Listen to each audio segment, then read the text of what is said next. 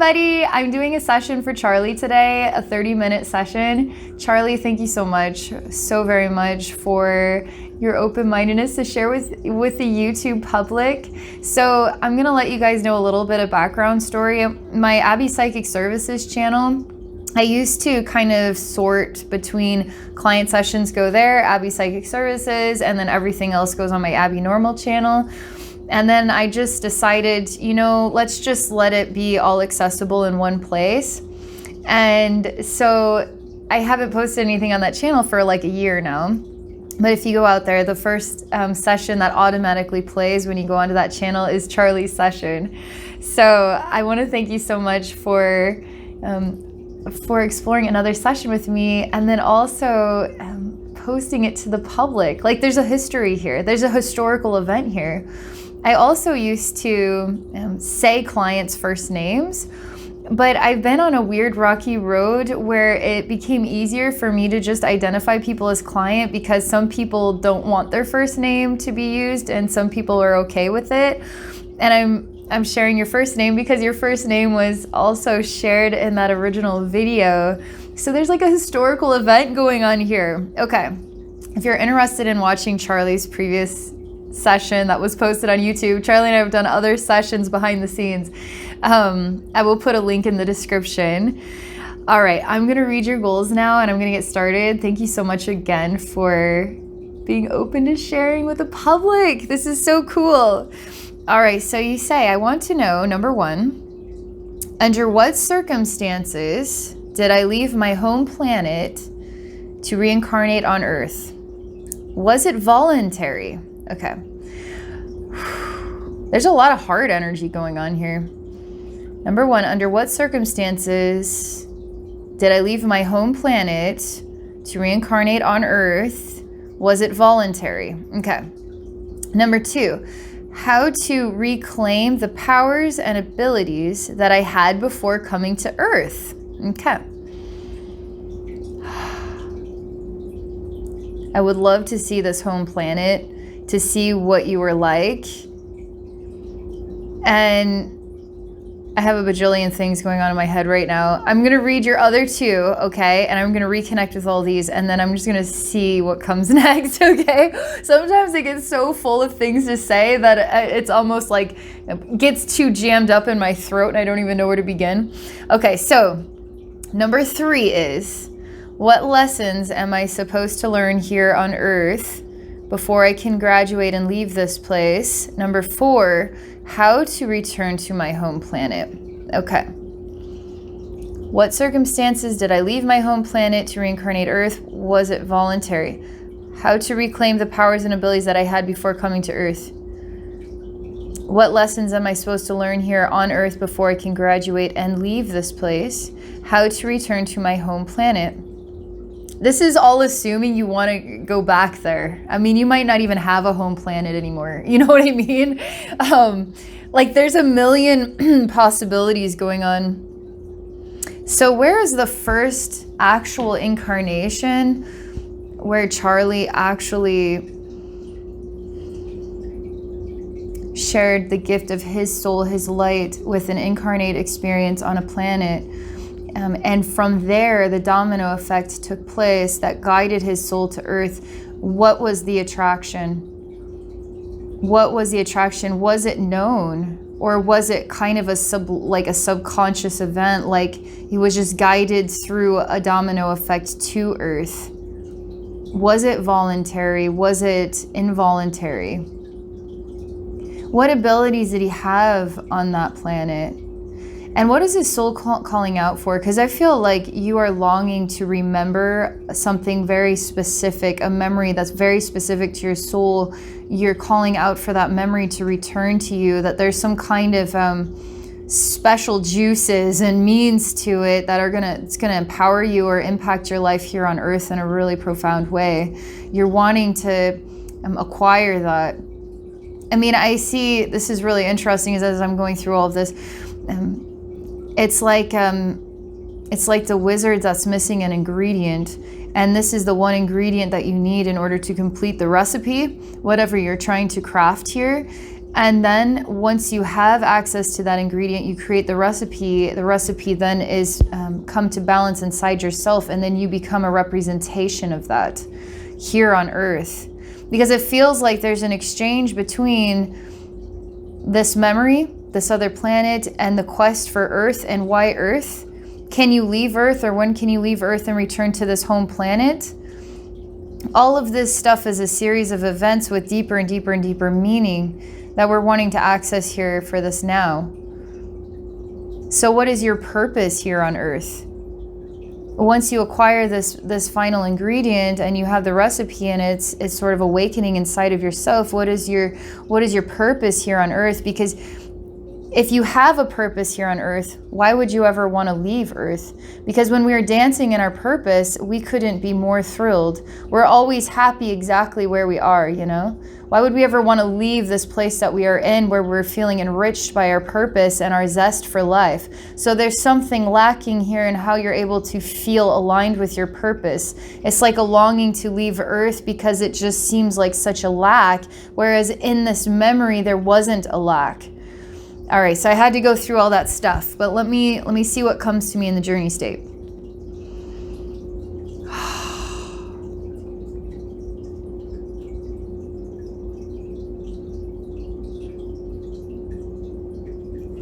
All right, it's not in the same dimensional and vibrational presence as our version of a physical reality, okay? So it would be more like a spirit reality is where we're beginning. But it's not like source, okay? And it's not like heaven, and it's going down a few dimensions here into what is like an incarnate spirit space. It would be a lot lighter vibration, and we wouldn't be able to see it with our own eyes. It's like seeing angels. Like this dimensional space is light. But it is also, there's a mystery about it. There's a missing definable component. It basically looks like I'm in a dark place, but yet I can see the air. That's what it's like. And I'm in a meditation, and I hear a deep sound, like a om noise. Like, I wish I could go like so deep with that sound, like the bass, like om. Like I would love to hear like a Barry White om, you know, like something real deep that just like reaches your core so deep you can't even hear it, but yet you can feel it just like affecting your heart. That's what this deep om sound is like in here. It's like, wow, wow, breathtaking. It's your soul that makes the sound. It's your soul that makes the sound. And I see other souls are starting to appear, or they were here and I'm able to experience their presence now. And there's a very slow process. It's like a ceremonial process, and you're in the center of a room, and there's 7 beings in here that surround you. 3, so you're in the center. There's 3 on both sides, that makes 6, and then there's 1 straight in front of you, and there is a gong, okay? And their features have extremely long noses that are pointed. It's like a bird's beak for a nose, but it is more smooth and rounded than that. It's not going to hurt your finger to touch the end. It's like a soft skin. And they're perfectly white like paint. There's no color at all here. There's no yellow, there's no green, there's no little hint of any color. And they don't shine like light. So they are like white paint, okay? They're white. And this gong is so phenomenal because when I hear the gong, it sounds, it's just like it's sounded, it's banged, it just makes this noise in the deep om. And it fills you with color and wind, and you are pulled into a scene, and it's very beautiful, and it looks like Earth to me. And you start to laugh, actually. Something about this vision that you're having with the gift of the sound of om and the gong is guiding you into an actual, like, traveling the universe, but you're not going anywhere. But you're shown in 360 degrees, every direction. You are in what is like a jungle, but It's not overgrown. It's not so thick you couldn't walk through it. And there's extremely, amazingly enormous flowers. They're not like those stinky ones that attract the flies. These are like luscious and unreal. They're enormous. Enormous petals, like leafy trees with huge leaves. And your heart releases a tear that's in a stone shape. It's like a stone, it's dense. But it doesn't necessarily leave your heart, and it doesn't weigh you down or feel uncomfortable. It's like a memory was created. And the memory is the tear and the stone combined, and it stays with you in your heart. And this was very brief, because I see you laugh lightheartedly. Something inspires you to experience laughter, and you witness the massive leaves and the massive flowers, and you have just a brief moment, and it creates this little memory, and everything comes back to what it was. But you can still see these white men, okay? And they are males. They represent males, and you're one of these as well. So you're an 8th one. There's no conversation. There's a collective humming or meditation with each other on what this means. And you know that you must see more, you must have access to more, but there's no ability to understand what that means. All that could be understood is that this would be defined as, yes, I relate to this. Yes, there's something here for me. Yes, I like this. But that's the profoundness that's coming through here. There's no ability to see the future. So they can't, and there's not enough interpretation for me to say, oh, so this means you're just born into a body here, or what? There's no interpretation other than exactly this scene, and you're saying yes to this. This feels right to you, or this is good. This is precious. I mean, this is like you laughing and never knowing what laughter was, but you felt it for the first time. Do you see how incredible this is? And it just erupted. It just happened. It's like all you ever knew was Om, and then suddenly laughter happened for a brief second, and it shook you. It reached you. It created a stone of meaning, of memory in your heart of you. And it was shared with the others who are processing and digesting. I'm going to have to let time pass, because everything has this unknown sensation to it. Like nobody knows anything except what they have access to in that specific moment. And they have memory of what they witnessed or experienced, but it doesn't go further than that. They're always completely in this moment. There is no such thing as a future. There's only this moment and what they have witnessed prior to this moment. And then they seem to be... What inspires them? What moves them? What encourages them to even have this vent, you know? You have not been on Earth. You don't know anything about Earth. You don't even know what this is. But we're given access to this, okay? Brief moment. And I feel between this vision of Earth in this moment and where you are in the present day Earth, there is such, what I can only describe as this insane gap between them. Like, let's say this is a beginning, and where you are is like a phenomenal like space of learning and experiences and growth and development. And so let me pause and let's see what comes next, okay?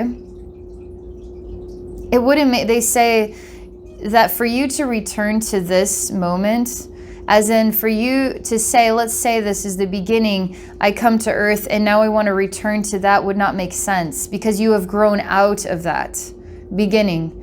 For you to return to it, it's like there is a shaking of the head. It doesn't compute properly. And also it's a part of your roots, of your tree. And a part of the knowing of who you are, that the past is part of your very skin and your DNA and your voice. So you carry it with you as a reflection of your totality, is exactly as you were born, where you were born, the voice you have, the insecurities you carry, and the triumphs, okay? Everything that you are is the composite of everything you've ever been and ever will be in the nucleus of yourself, as you are right now. And now you can see the answers to all your questions simply when you look in the mirror. When you know this truth, you have access to all the answers to all your questions. Is you. You are the answers to all your questions as you are right now. There is no going anywhere. There is only embracing every single detail of this specific moment as though there is no future. As though this is all we'll ever have access to.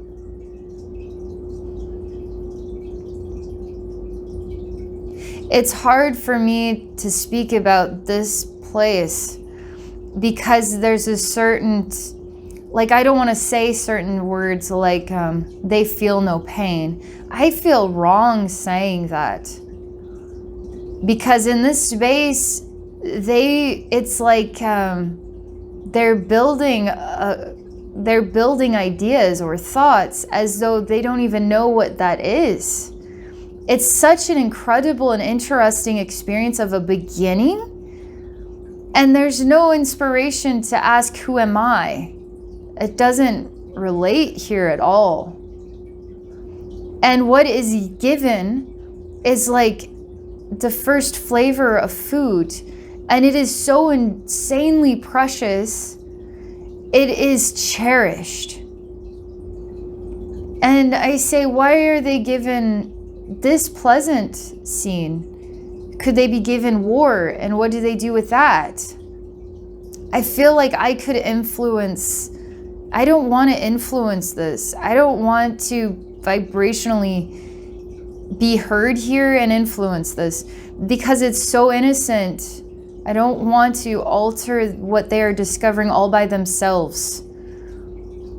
So I'm gonna vibrationally go silent because I want it to be completely stay intact without anything of myself as a residue that absorbs in here. Excuse me.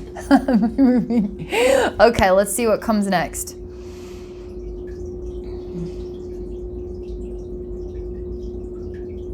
There's a man in white and he represents a triangle with a sphere on top. But he also represents time, and he is an old, ridiculously old man with a beard that is actually on the floor, and it's like 10 feet long or something, and it's white beard, and he's wearing a white robe, and the robe likes to kind of span outward, okay, like a triangle. But he is, as I look at him as a man, as an old man in this outfit, he looks this way, but then he looks like a triangle with a sphere on top, which he says it's not a sphere, it's a circle. I guess you're right, because we're not looking at this with dimension. Okay, triangle with circle. Got it. He says it's safe to breathe change, and that souls would come to visit the space where you were in the center and that event took place. Souls would come to visit to share gifts of memory with these beings. He says it's profound for our minds because these were spirits that they didn't choose a body. So how did they appear or become this? Because it was somehow, it's almost like, let's say in source there was oneness, all right? And there was nothing else to question, okay? And let's say by some unknown means, a ripple happened and suddenly you appear in an experience that you are as this, you are in this way. And there's no means to comprehend how that even happened. And there's no feeling of loss, and there's no feeling of I missed something, and there's no feeling of I long to go home, and there's no experience of death, and there's no knowing of what death is. There's only the introduction of what is patterns of memory. What's interesting is a future version, what we would describe as a future version of yourself, because all times have happened already. Simultaneously, everything is done and everything is just beginning, kind of thing. And so a version of yourself returned to you in this beginning and gave you this memory. And he also says, this old man says, this memory hasn't even happened yet. And in a way, it still hasn't actually happened yet. Not because of time, but because it actually hasn't happened yet. He smiles because we're talking about there is only the beginning and the end, like everything has already happened. And so where did this memory come from if it hasn't happened yet? And we're defining it as a memory in a space where all time is beginning and complete simultaneously. But yet he's showing me that this is more like a dream or a fantasy than it is actually a manifested experience, like it actually took place. And he says it is real. And this is powerful. This is important, like so important. He says that this time still is happening, and you're still there in this time. So what helped you or guided you to expand from there? And are you aware of that? Do you need to be aware of that?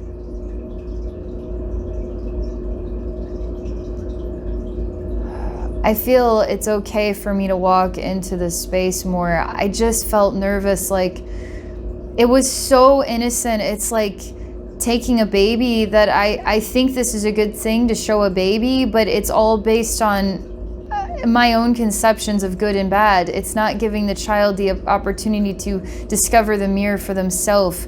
Like anything and any detail, any sliver of a sound, I am imprinting something here. And so I feel it's okay. So I'm walking into this space now. And we needed to know about this because it's almost like the wheel of time. I know this is getting confusing, or maybe not, but the wheel of time is somehow slowed down so extensively that this place is so slow that it hasn't been visited by anybody in what could only be described as a very long time. Because everything feels very dry and in such slow motion, it might as well not even be moving. And it feels like it was forgotten about, but yet the memory remains. And I asked him if he would like to come with me. I don't know why, but that's what I feel inspired to say, so I say that. And he starts to blink his eyes, and everything turns to dust. And he's covered in dust himself, white dust. And his bones are very tired. Like when he tries to stand up, it's like the creaking of a door. And they ache, his body aches. And he's a bit afraid of what's going on or what is happening. And I show him where the root of his memory exists in the tree of life, basically, and all of time. And I say, this is the beginning. And you're at the tip of a root. Like the tree grew from you. And I say, do you want to meet yourself?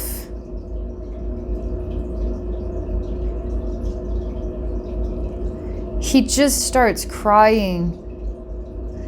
And he holds on to the stone in his heart as the one thing he still has that has never left him.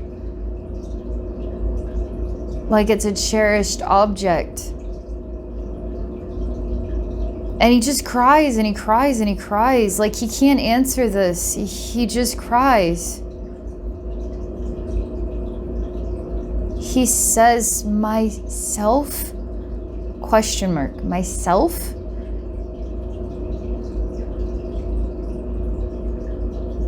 And I just laugh and I say, yes, your beautiful self. And I just like do this twirl. Like I'm trying to show him the magic of that memory is all around him. Not to hold on to it. It's in everything. It's not just this object. It's in everything. Let it come to life. Let it come to life. Do a twirl with me. We can do this. He's just like... He's very still, okay? But he isn't weeping, but he's translating is what it's like. He says, I'm precious. And he takes this stone from his heart and he says, it's like, I don't need to hold on to this object. I am precious. I am this memory. I conjured it, or I am it. I am the gift of it. I am it. He shows me that as the tip of this root, he is so important for the health of the tree. And him awakening is bringing him so much joy. It's almost like everything is revving up 1,000 times faster. Everything's going so fast and he's coping with it. He is totally coping with it.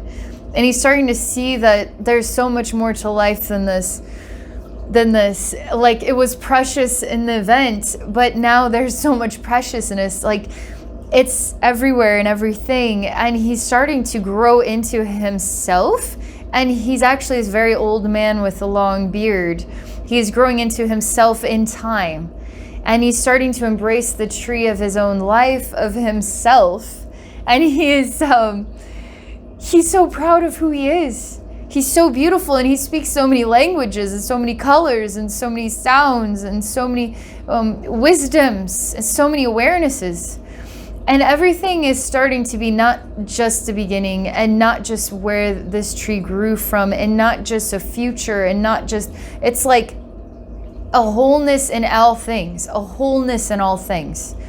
That like not a linear, like a beginning and an end, but it's like a sphere. It's like a sphere. And he's becoming a sphere of all that he is, of all things that he is. And now he's going inside of himself into the memory that is you, Charlie. It's like dust in here. I'm sorry. It's like the memory of Charlie is dusty. Come on now. Let's see. It's dusty. It's like I just licked a chalkboard or something. And I see this white. I mean, he was coming out of the dust, but he's still this white with a very long nose. And it's a triangle shape, okay? But it's got a roundedness to it. And then I see the old man like smiling through his eyes about the dust that's collected. And then I see you. And you're in the past. This is what you feel like, that you are in the past. As we look at you, we are looking into the past to see you. And now all these souls, the 7 that were originally there, are coming back. And they're changed too, they're awakening too, and each of them is a part of your own tree, and they're all part of the beginning of a root system for a big tree. And you represent one of what is 8 roots, okay? And they each represent their own root. And you're all awakening to one another. And there's something changing because you represent the same faces, but you aren't the same anymore. You're different. You don't quite look like white anymore.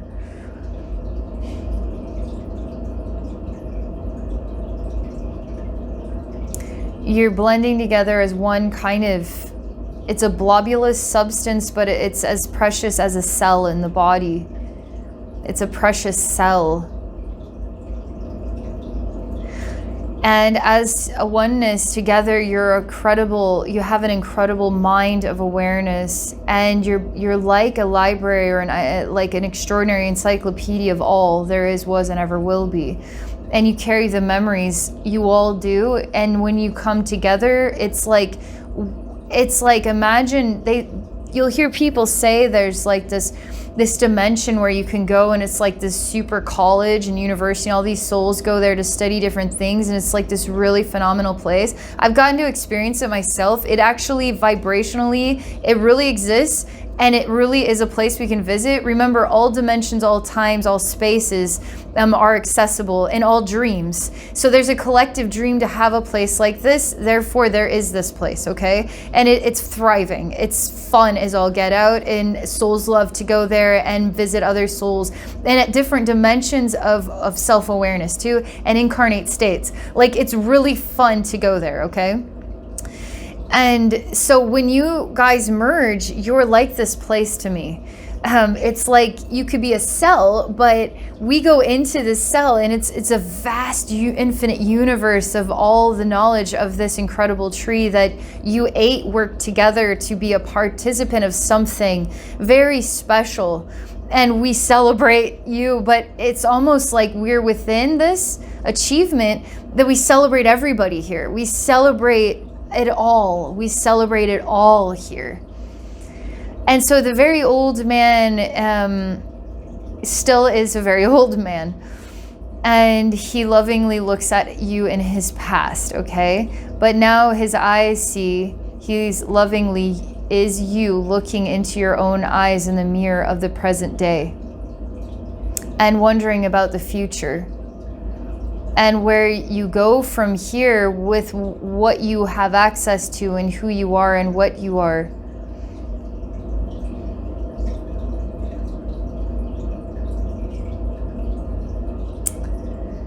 All right, this is the next thing, okay? Because this is called a challenge. It's not about you going back home or anything like this. It's not about how you leave Earth, because your body and Earth are one. Your spirit and all is one in all time. And so there's an adaptation to a new way of being all that you are as you are Charlie here. There's extraordinary profoundness to who you are, okay?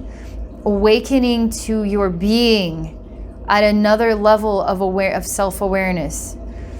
And so this is called a challenge, because how it comes to me is a scary thing that you must face.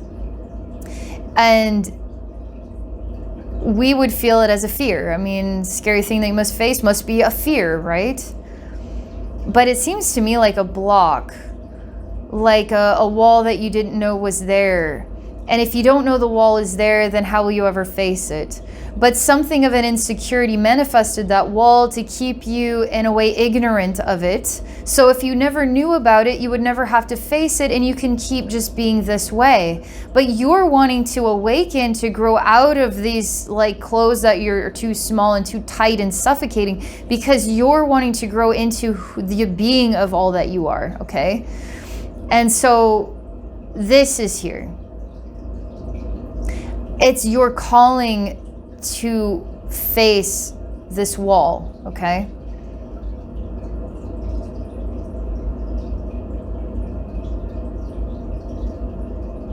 It's a mystery, huh? But all the clues that you need to face it have come through in this session. And I'm going to add an idea. In the beginning, there wasn't an awareness, right? That can parallel in the present. There is a wall that we aren't aware of. In the beginning, there were these experiences to participate in a building of something, right? But there was no concept of a future. There was just living in these moments, okay?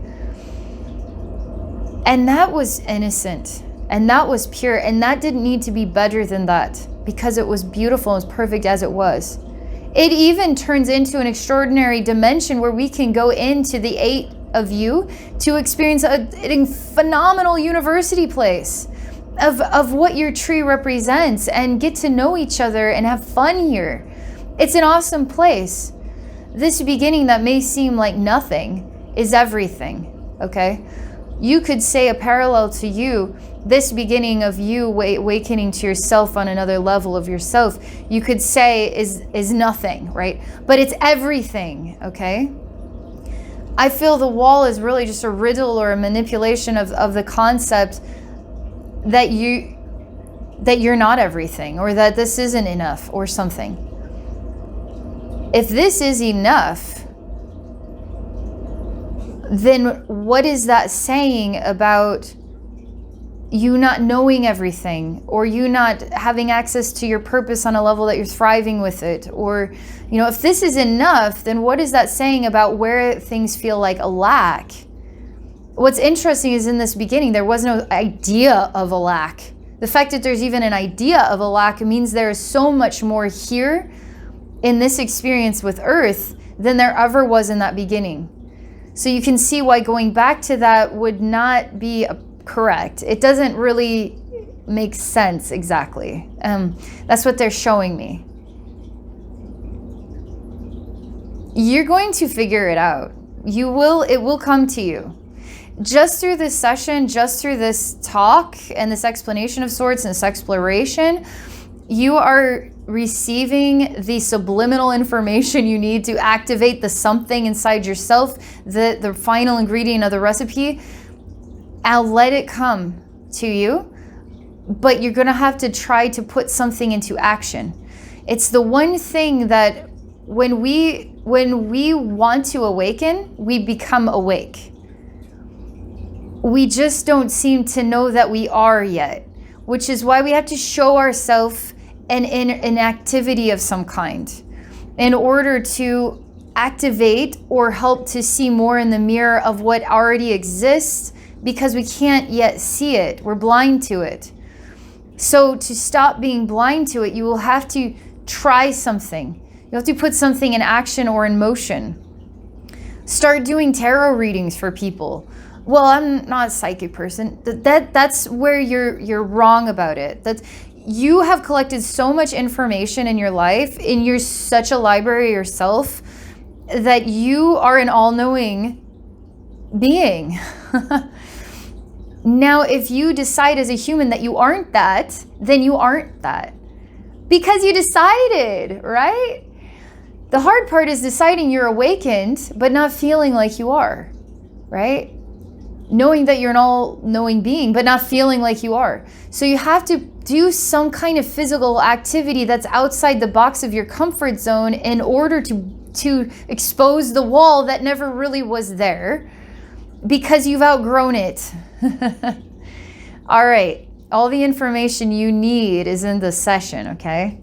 Thank you so very much. What a magical experience. Thank you for the courage to share. And it's a historical event. I'm using a first name again in a very long time. And you're making a public session for the first time in a very long time. It's a very historical event. So if you guys are interested again checking out that previous session that was shared, I will put the link in the description. If any of you are interested in exploring a session with me, go to my website at abbeynormalswisdomquest.com. You can book a session there. Also Patreon at patreon.com/abbeynormalswisdomquest. I do offer reduced cost sessions. Have a wonderful day, everybody. Thank you so much.